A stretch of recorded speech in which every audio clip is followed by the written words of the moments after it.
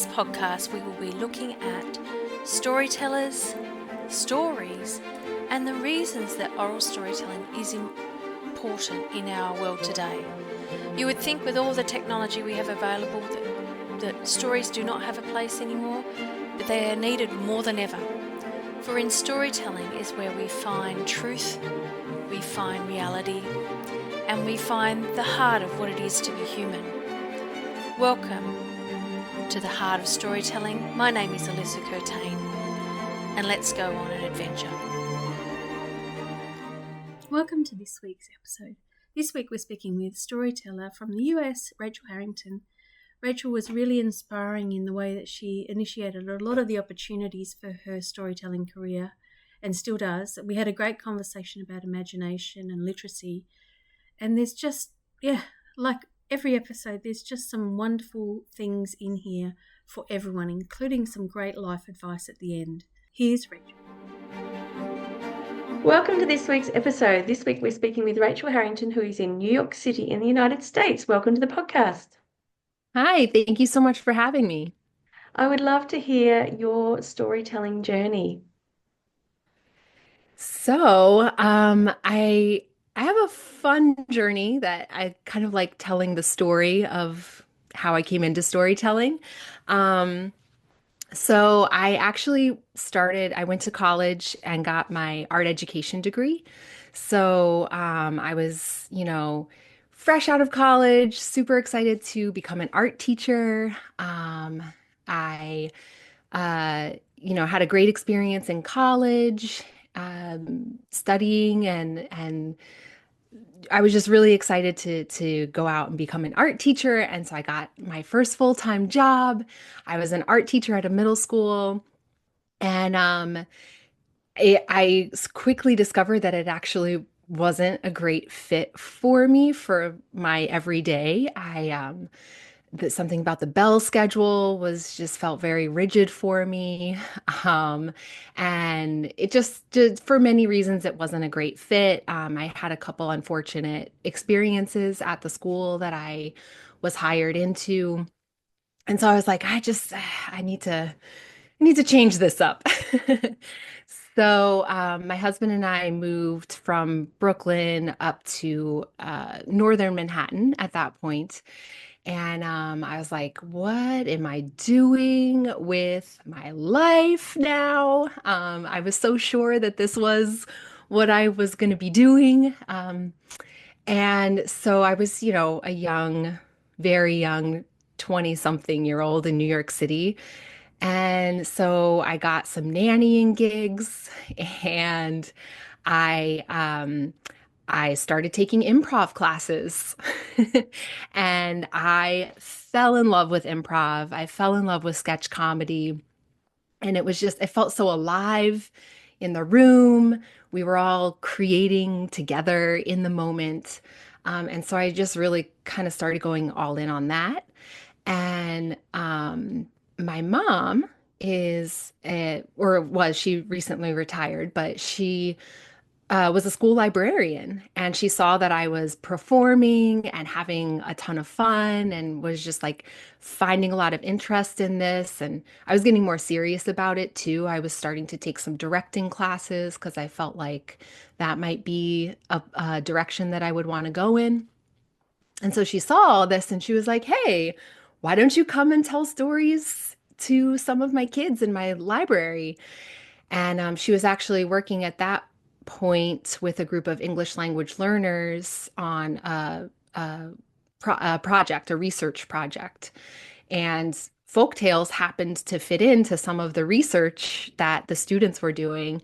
And so she was like, why don't you just pick some folktales from, all around the world and come in and tell the folktales? And so I did, and I was like, oh my goodness, this is awesome. I love this. And she was like, there's a world of people that like this is what they do. If you're enjoying performing, why don't you check that out? And so it was, my mom's recommendation that I started learning more about this thing called storytelling and what it looks like as, somebody who does it on a more focused full-time basis. And so my mom kind of referred me out to a couple of her librarian friends, and it's kind of grown from there. So I always credit my mom for being fun enough and trusting enough to suggest chasing something like storytelling at a time in my life where I was like, what am I doing? What a lovely story. You'd actually be surprised. A lot of people that I've interviewed, their mums have had a huge role, their parents have had a huge role in them going into storytelling. It's fascinating, I think, and when we think about folktales, um, there's some research that says that they're women's stories. They're stories of Mm, women and families. So they're not necessarily literary, but they're of the folk, which is great. So yeah. when you first went into the library, what sort of reception did you go? Or what was your like preparation and then how was the response and all of those things in the first time? Oh, that's a great question. Oh, it's been a while. It's been, I think that was like 13 years ago at this point. Um, well, I can remember being very excited, but also very nervous because up until that point, I had been performing improv and sketch where you're working with a group of people. Um, and so now I was just up on my own and I was just kind of jumping into it. I didn't have any like formal training or anything. I was just prepping these stories and I guess I didn't really know exactly what I was doing. So there was that I definitely remember being nervous. But I immediately kind of figured out that storytelling is actually very interactive. And so I think that's something that I really gravitated to especially in those first initial kind of times of storytelling is this idea that there's really a back and forth happening between the teller and the listener, and you can really get the listeners very involved in the story, whether it's actual involvement, the actual, call and response, or if it's just understanding how the listeners or the audience is receiving the story and kind of adjusting as you go. There's I just remember that spark of feeling like, oh, this is kind of magical. And I really like this. So there was definitely nerves, but there was also that moment of I don't know, I guess an aha moment, you know. Um, so that was fun, but definitely some nerves of prepping and being nervous that I wasn't bringing the right story, or also it was high schoolers, so I was also a little bit nervous about that of like, uh I'm like telling folk tales to high schoolers. They're gonna like, not like this. But it was great. It was so much fun. They totally just jumped right in. So it was um it was an encouraging experience. Oh, that sounds like a really great experience. So the kids, when you were interacting with them, did you prepare anything for that, or was it just um, you just saw that there was a need for the interaction? I didn't prepare for that really, because I was just kind of jumping into it without, I had never been to a storytelling performance. I had never seen a storytelling performance. So I hadn't prepared for that aspect of it. It just kind of, it happened there in the room. Um, and it just kind of like I just connected with that aspect of what storytelling is kind of like building this world together with your listeners as you're doing it. So I'm not sure, if there could have been a way for me to prepare for that. Mm. Um, which I think, is again part of that magic of discovery of seeing what's happening right there as you're doing it. Mm. Um, I guess your grounding in improv would have really helped that though. That I think so.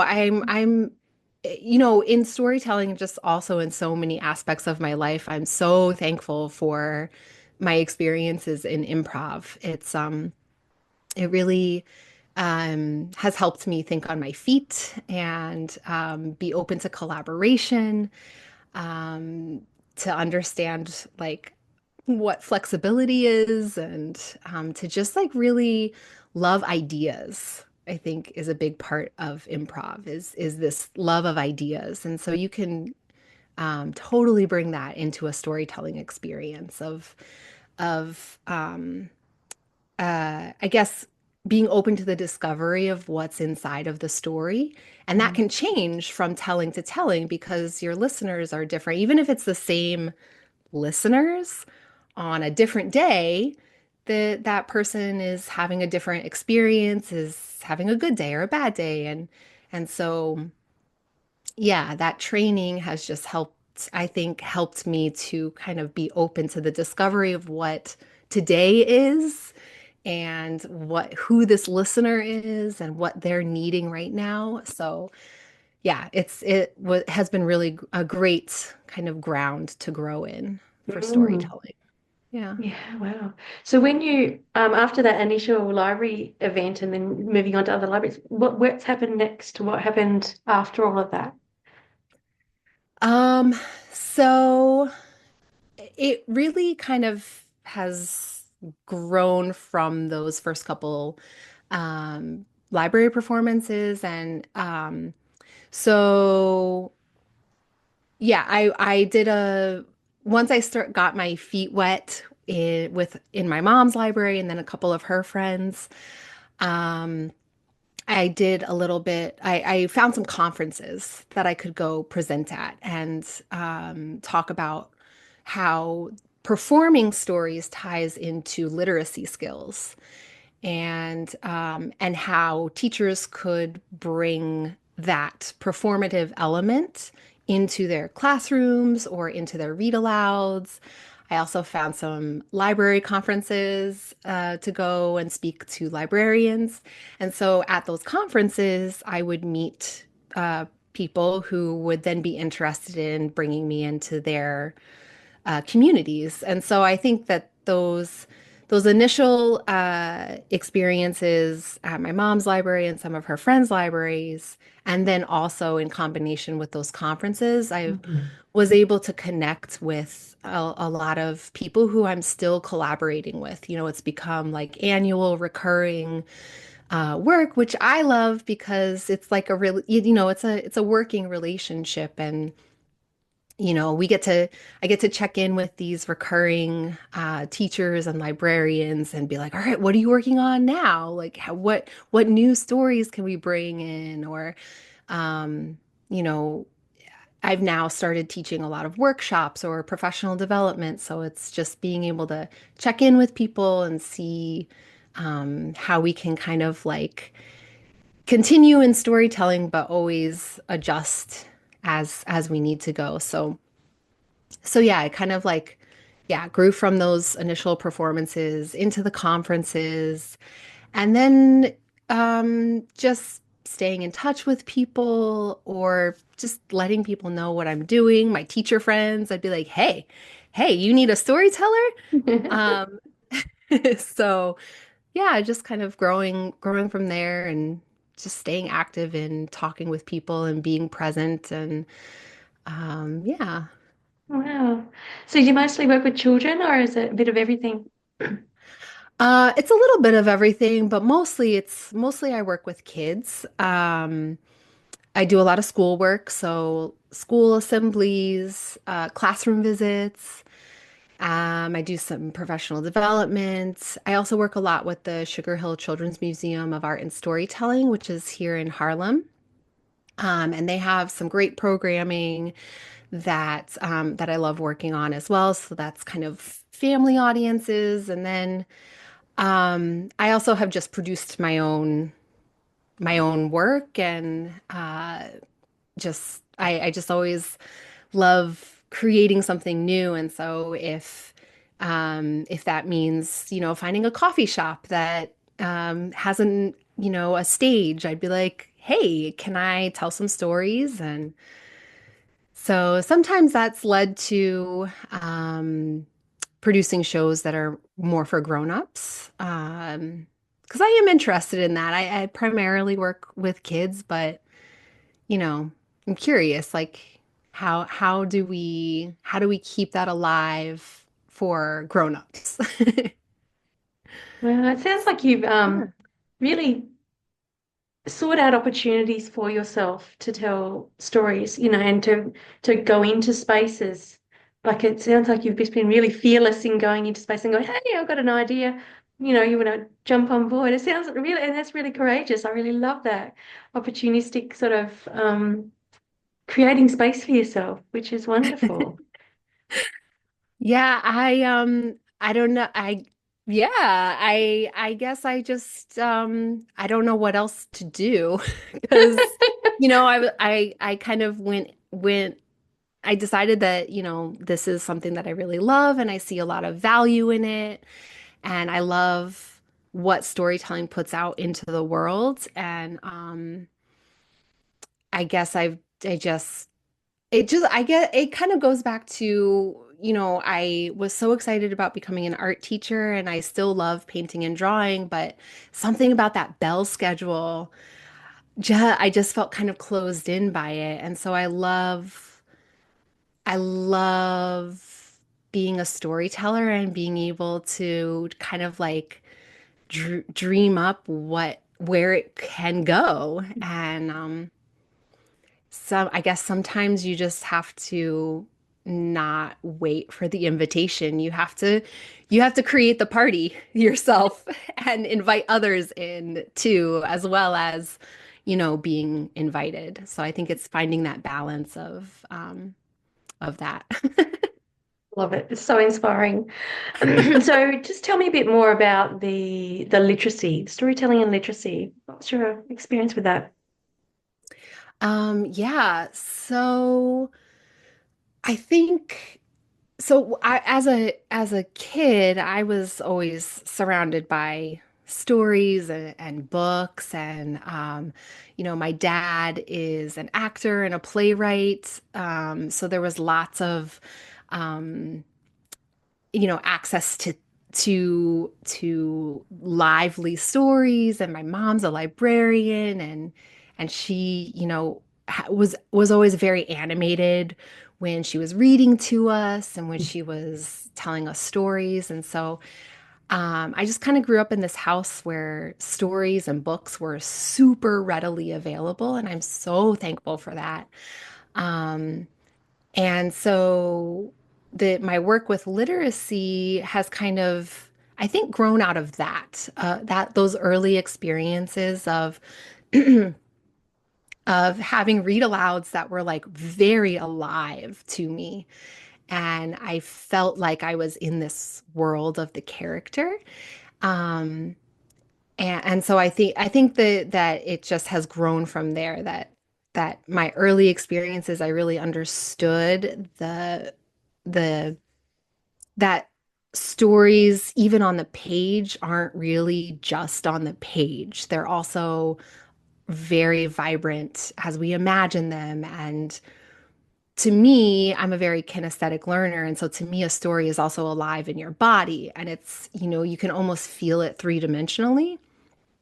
Um, and through my experiences in taking education classes and just continuing to be in communication with a lot of teachers and librarians.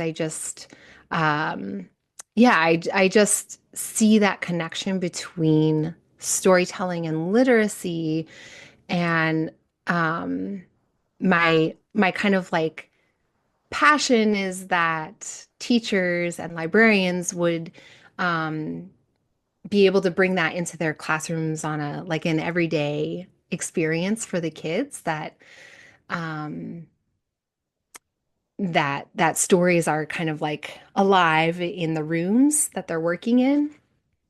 And I think also for like working with literacy, I found I became very interested in this idea that storytelling could be a way to help a child or a reader who is struggling on the page to feel like they have access to stories and storytelling and story creating. And so that has just kind of become something that I'm very interested in, this idea, and something that kind of motivates me to work on, more professional development type workshops with teachers and librarians that they can understand that storytelling is not meant to replace reading or writing, but that it can be used as a really strong support in the classroom for just helping kids get a really full experience of what it is to take in a story and to put out a story. And especially kids who might have some sort of struggle on the page. I don't know if that's really the right words, but it can just be an avenue for a kid who might otherwise feel like, stories are just not for me. Literacy is just Mm. not for me. So I think it can be a really beautiful way to open that door for some kids. Mm. That's a beautiful explanation. I've been a teacher for a long time, and I've been trying to put into words what you've just said, that idea that to give the kids access, if they can't access the reading aspect, they can still access their imagination. They can still access, Mhm. creativity and ideas. And I think that's a really beautiful way that you've explained it just now.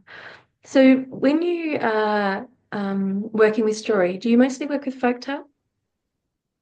Yes, I almost yeah, I work very much with folktale. Uh every now and then I've done a little bit of personal narrative work. But I just fell in love with folktales from that first moment when I told those stories in my mom's library.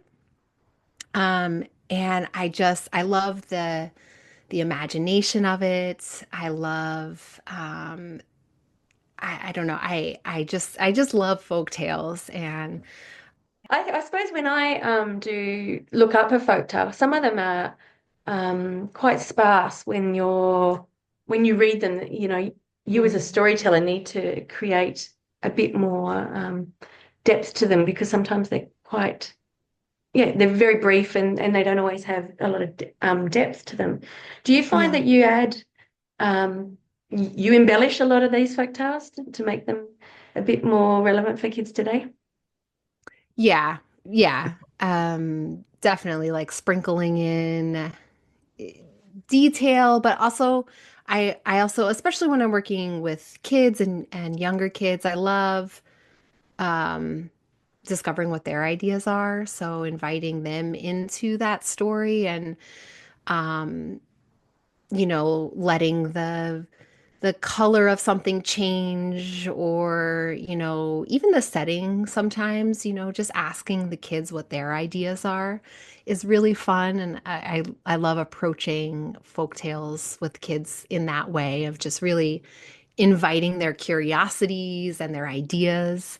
But yeah, I definitely love embellishing. And I also, one of my favorite things is, the physicality of a character. And I just love bringing movement into a story. So even if it's not, some of the spoken detail that's coming into the story, I know, many performers have different styles, but I personally, I'm a very, like I said, I'm a kinesthetic learner. And so my body just wants to move. I'm talking with my hands a lot right now, even. But yeah, I love inviting that movement into the story as well to kind of discover who the characters are and, Mm. what the setting of the story feels like, even through how the characters are moving. And so I love thinking about bringing in detail, but not only through the words of the story, but through all of this five senses of the story. Like, what are the smells in the story? What are the physical sensations of the story? So I really love kind of like imagining those details into the story for myself, but also, inviting that participation from the audience of what they think, the smells in the story are. Oh, I like that five sensor stuff. That's really great. Well, this podcast is called The Heart of Storytelling. Mhm. What do you think is at the heart of storytelling? Mm, what a beautiful question. I think at the heart of storytelling is human connection. And it's, I think that's something that on, days or kind of seasons where I'm feeling a little bit like, why am I doing this thing called storytelling? I go back to that a lot, is that storytelling is such a beautiful way to build human connection. And it's something that I think the world needs a lot more of right now. um, and it's just a beautiful space, you know, to either listen to a story or tell a story or teach other people to tell a story. It's such a beautiful space to just kind of stop and pause and just really connect with people. And it could be a folk tale, it could be a fairy tale, it could be a personal narrative, but just the opportunity to, yeah, to pause and to like make that emotional connection with somebody else, to start seeing each other more like in a physical space. That's just, I feel like there's less and less opportunities to do that. And um you know I think in many ways, even myself included, like we're doing a lot of scrolling and our attention spans are getting shorter, and it's harder to like lock in and just focus on the person who's saying something, and to see them as a person and not a category, or you know you know a part of an algorithm.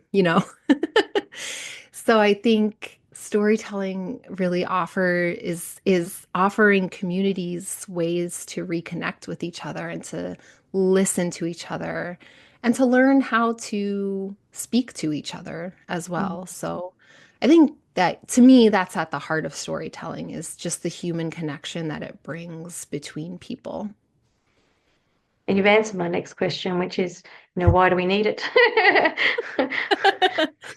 Yeah. Yeah, I think we just need to connect with each other in so many different ways. And I do think it's also about imagination as well. And um, I think that it just storytelling is so beautiful and unique because the listener gets to create the images in their own mind.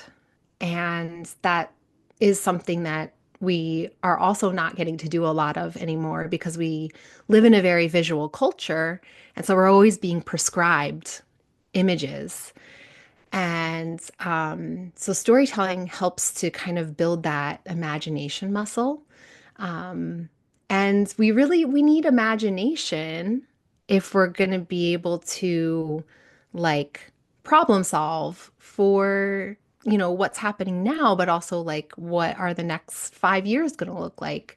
We need to have strong imaginations in order to be able to do that like good hard work. Um, and so storytelling builds imagination, and imagination, I think, builds hope. And so I think those are all kind of connected together. Because imagination is one of those concepts. It's a bit like love. we can't capture it. We can't hold it in Mm, our hands. mhm. It's a it's an idea. I mean, have you noticed children have lost imagination over the last few years, or have you noticed any shifts in society with Mm. imagination? I haven't noticed like kids losing imagination. I think what's maybe being lost is the opportunity to exercise that muscle. I think there's a loss of opportunity to fully explore that. I think school curriculums have become very crowded and very fast paced. And so there's not time to stop and pause and rest and think as much. And so I think kids are imagination powerhouses. So I don't think I've necessarily noticed a change in that, but I have definitely noticed that there's just no time to stop and imagine that is being carved out. So I think kids are going to imagine no matter what, because that's like their language is imagination. Um, but I think the our culture and our society, at least the culture that I am in, um, is very busy, Mm, and busyness isn't necessarily the friend of play and imagination and mm, just kind of like sitting in an idea, which I think mm, is important in imagination, is to be able to kind of like notice that, oh, I just had this idea and like, let's explore that a little bit. I think it's interesting when I work with adults for workshops or performances. It's interesting to see that adults, I don't think, see themselves as, and this is a very blanket statement, right? Because there's always, adults who have maintained an element of play and imagination in their lives, but I often feel a lot of hesitation to be playful or be imaginative from some of the grown-ups that I work with. And so I think that that's something that I see and that I notice is that it's part of the like educational psychology, right? Is that there's changes that happen. But I mean, how beautiful our world would be if grown-ups would allow themselves to imagine a little bit more and to I don't know. I feel like sometimes I feel like a I don't know what the word I'm looking for is, but I'm just like, guys, let's just put down our phones, like let's just talk with each other and see where that takes us. So I think that that's definitely a change that mm, I've noticed throughout the course of my life, right? Because I mm, grew up when the internet was just becoming a thing, but you still had to sit there and wait for the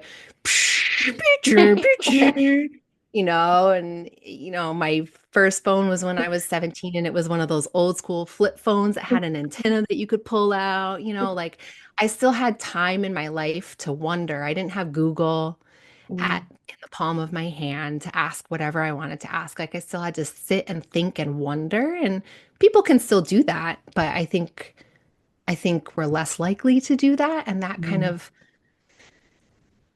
I think it has changed the way that people imagine. And it's probably the same with what you said with children, that adults just don't have the time to sit Hmm. and imagine, Sit, like one Yeah. of my favorite pastimes is sitting out in my backyard and watching the clouds float by and making shapes with the clouds. It's one of my favorite things to do. But I don't imagine there are many other adults in my city that do that, So Yeah. it's, yeah, it's just one of those Yeah. wonderful, beautiful things. Yeah, when you've got the time, you can do that. But maybe adults, Hmm. we're just so busy, we don't have time anymore. But Yeah. I imagine that you've had lots of really wonderful, memorable moments in your, what was it, 13 years you said? What were some of the, yeah, what were some of the, have you got some favorite memories? One really fun memory um, that that I that I think about every now and then is this was one of my very first school assemblies, like big, all of the students in the auditorium. Because before that, I had just been doing like little classroom visits, or, I'd be in the library and there'd be one or two classes that would come in. But this was my first, like, everyone's in the auditorium. So I was so nervous. And it was middle school. So the kids were a little bit older. I had, after my initial experience at my mom's high school, I had then, kind of been working a lot with younger kids. So I was nervous to kind of jump back in to work with some older kids to tell folk tales. And it's, this whole big auditorium full of kids. And I just remember just kind of being shaky and nervous. And my armpits were sweating so bad. And I was just like, I don't know. I had like, is this gonna go well? Am I gonna forget the stories? Um, and so I started into this to the assembly, and that first story, I was like, okay, all right, I think we're doing okay. But it's very different. It was harder for me to read the energy of the room and how things were being received. So I was still like going into my second story, I was still feeling like a little shaky, a little nervous. I wasn't exactly sure how things were going. But then by the end of the assembly, um, the kids were like, one more story, one more story, one more story. And I was like, okay, all right, we're okay. So Wow. that's a fun memory that that's fun to think about. Just to know that, like, man, storytelling is just like, it's everybody loves a story. And so especially when I am working with older kids, that story pops into my head of like, you know what? Actually, their little kid just wants to come out and play for a little bit. Yeah. So, Amazing. Oh, that's such a nice feeling. One more story must be like every storyteller's dream to have. That's what the response is. One more story, one more story. Tell me more, tell me more. yeah, So that was a yeah, fun one. yeah. Um, and then I think there was also, I have three young kids. So, I think something that I really cherish is, there's a couple stories that of my my kids get dragged to a lot of my performances, or they come to a lot of my performances. And so there's some stories that have kind of become ones that they ask for here at home, and we'll tell them together. And there's a story from Margaret Reed MacDonald, called Grandfather Bear. And in this story, Grandfather Bear, he's very hungry, and all throughout the story, he's like, I'm so hungry. I'm so hungry. I'm so hungry. And so that's kind of become a fun catchphrase in our house. When my kids are like hungry for a snack, they'll become Grandfather Bear. And they're like, I'm so hungry. I'm so hungry. I'm so hungry. So that's been a fun memory that I Yeah. love is, Well, you that's the know, story coming off the page and into the world, isn't it? It's just yeah. lovely. Yeah, it's lovely. So, do you have any advice for people who might want to work with children or to do teacher trainings or tell to an auditorium full of people? You know, um, yeah, have you got any advice for people who might like to do some of the things you've done? Um, well, I think, I guess my biggest piece of advice is to just stay curious and stay playful. Um, it sounds maybe silly or whatever, but just find one thing every day that you can be curious about, and let that grow as a practice in your life. Because that's to me, that's part of the magic of like working with kids, is that they're just so curious, and they will allow themselves that imagination, right? So um to just like kind of remind yourself that, you just be curious every day. And that allows that connection with the kids, but then to also understand that adults are very curious too. And adults are often, I think, like, want that curiosity and playfulness back in their life. And so you can be a creator of those spaces for grown-ups, to remind them to be curious and be playful.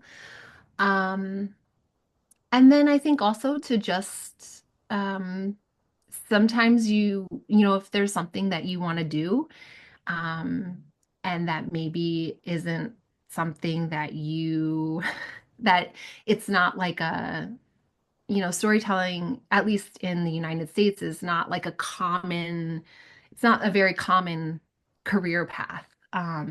But if there's something that you really fall in love with and you really want to do, like, um, just start doing it. And, it might have a lot of failure in it, at first and all along the way. But there's also going to be so many things to learn, and just like surprising ways that something can grow.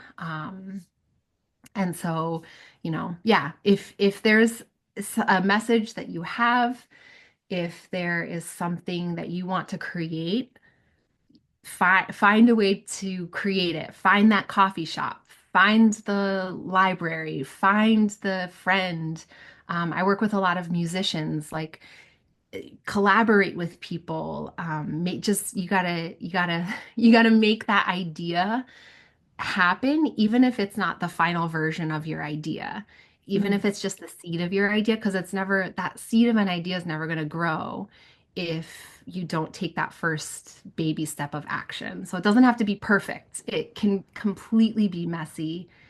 And I think when you have an idea that you're putting out into the world, even if it's messy, that's actually great, because it gives other people permission to be a little bit messy and to just try stuff, and to just be creative. So just be messy, find that a way to make that first little step happen, and just be open to where that first step will then take you.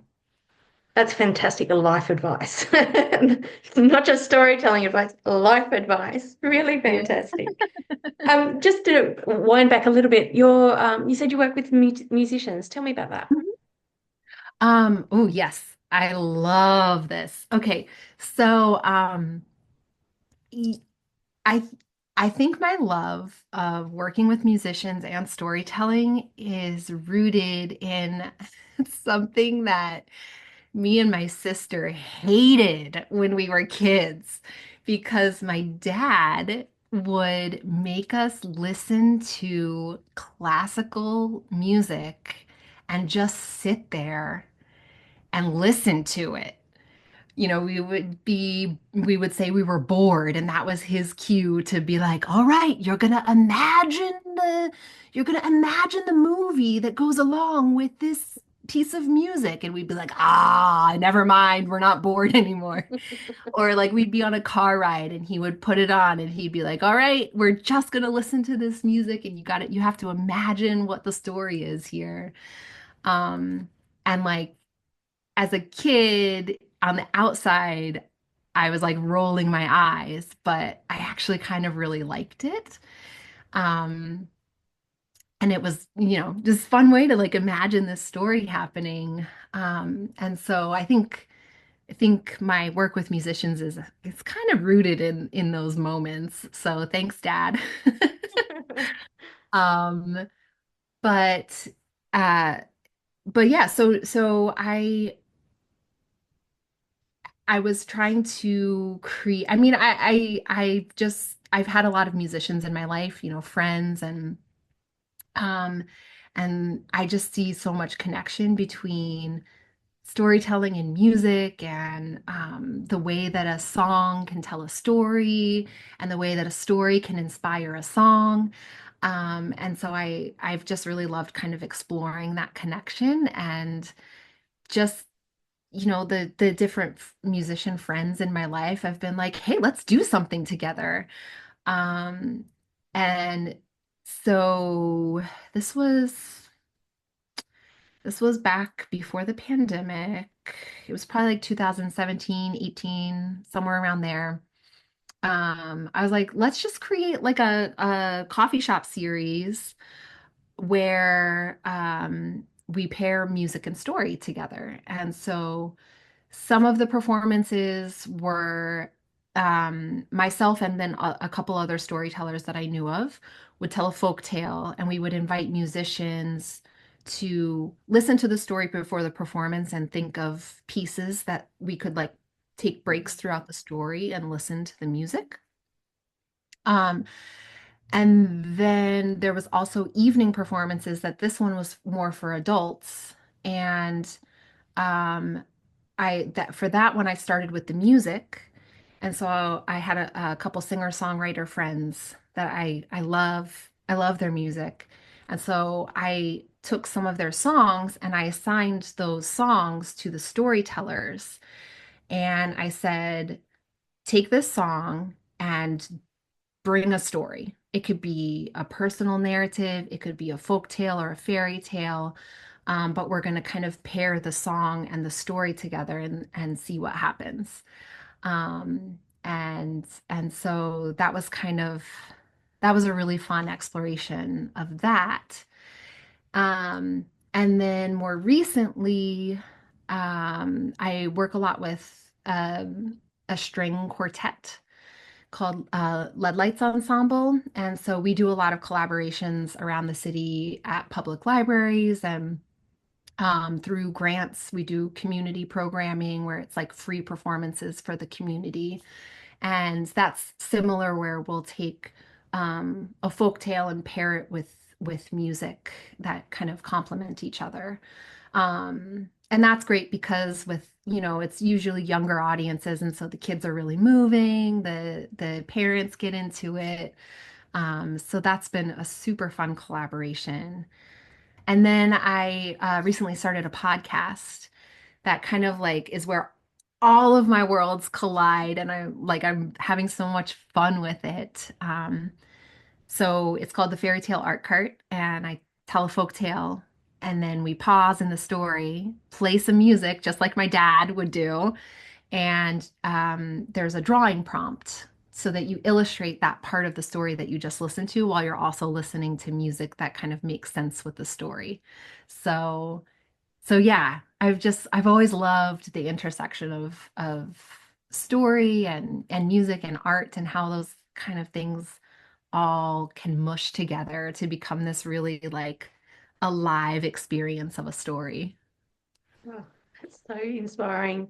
I'm just so impressed with all the work that you're doing. It's just, yeah, there's so much to what you're doing and you're offering, and it's yeah, really, really inspiring.